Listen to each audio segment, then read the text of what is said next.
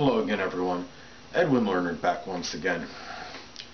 In this YouTube segment, I'm going to be talking about someone many of you have heard of, and his name is Stuart Scott. He is an anchor for ESPN.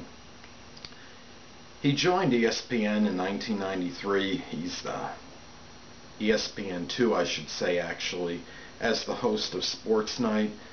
And that is when he premiered or debuted on the network, and obviously has been there over 20 years and has really become like an indelible fixture at ESPN.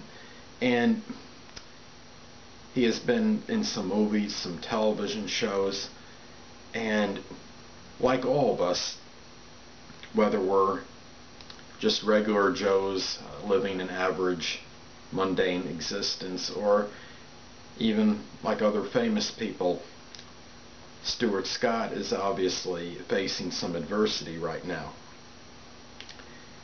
And many of you know that he is battling cancer. Now, Stuart Scott, in my mind, is about fortitude, valor, and courage. He had, in 2002, he got something called ptosis, and I'm not sure if I'm pronouncing that 100% accurately. And this happened when he was inadvertently hit with a football, and it hit him in his eye. And ptosis is the drooping of the eyelid. It knocked him out of commission as far as being on ESPN, I believe, for several months.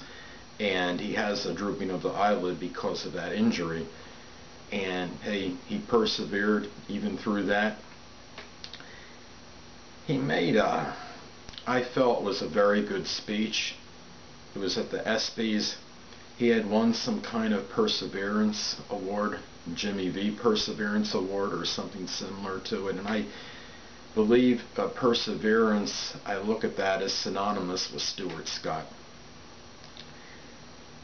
When people have to battle something like this, I mean, and to go on and to live and to keep doing what you're doing, I think that takes a tremendous, inordinate amount of courage. My father died of Hodgkin's disease in 1974. That was before they had the chemotherapy available for it. And anyone that has to battle with some kind of health issue and have to combat it on a day-to-day basis, obviously, at least to me, shows some strong courage and tremendous strength of character in order to do this. Now, Stuart Scott made more than just interesting, I thought it was a very good speech. Admittingly, I didn't hear the whole thing, but there was a part on it when, I don't remember the exact quote, but it basically stated that he didn't feel if he dies with cancer that it doesn't mean that it conquered him or it beat him, because he still lived the life that he wanted to live during the time that he had it. And I think that's very essential. It's very important for us to remember. If anybody out there is battling something like that, they have some kind of disease, they have something cancerous, something malignant affecting them there, that it may seem easier said than done, but I think what's important is a lot of it is about acceptance and about understanding that you still have to persevere and you live your life the way you're supposed to during the time you have it. I mean, some of you that have followed me on, I guess you could say, I don't say follow, but watched my videos, subscribed, or been a loyal and steadfast viewer of my videos, some of you may have already known that I have certain physical hindrances. I have irrevocable nerve damage to my arms, very extensive nerve damage. Now, I'm functional. I could do basic, everyday, mundane tasks, but I can't do anything strenuous, repetitive.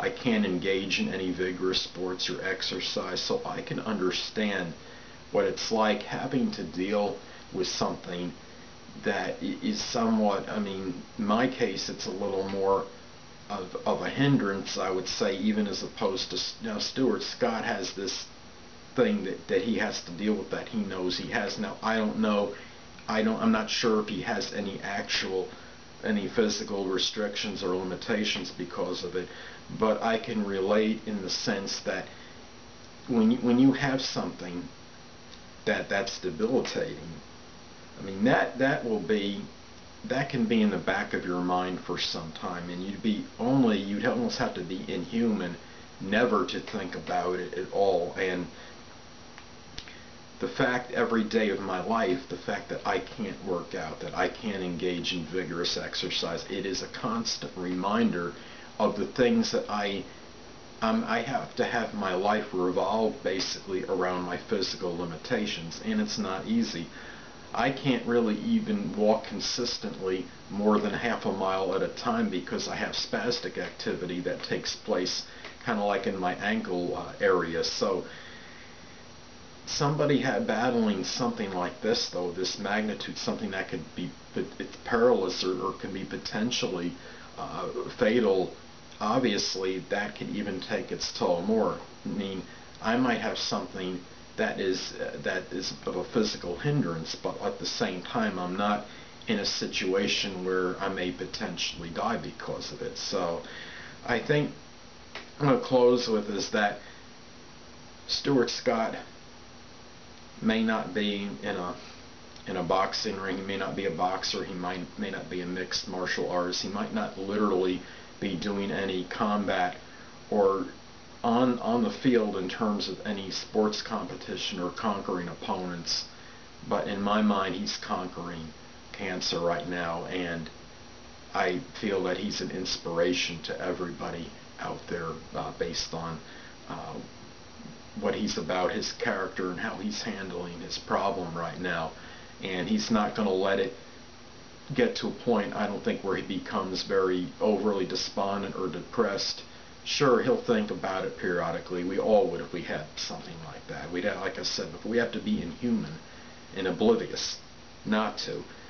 But he's somebody I think that people can emulate and look up to in terms of having to deal with something like this. And by seeing this, we know that just because you're somebody of notoriety, of fame, public acclaim, it doesn't mean you're impervious to something like this. This could happen to anybody, any stature in life, and sometimes this could happen very unpredictably.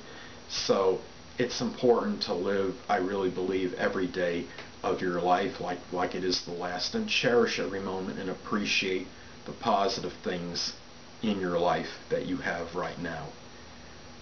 And as I stated before with Stuart Scott, you'll probably never see this video, but I wanted to close saying that you're an inspiration to all of us out there. Until next time, this is Edwin Learnard saying, stay well, people.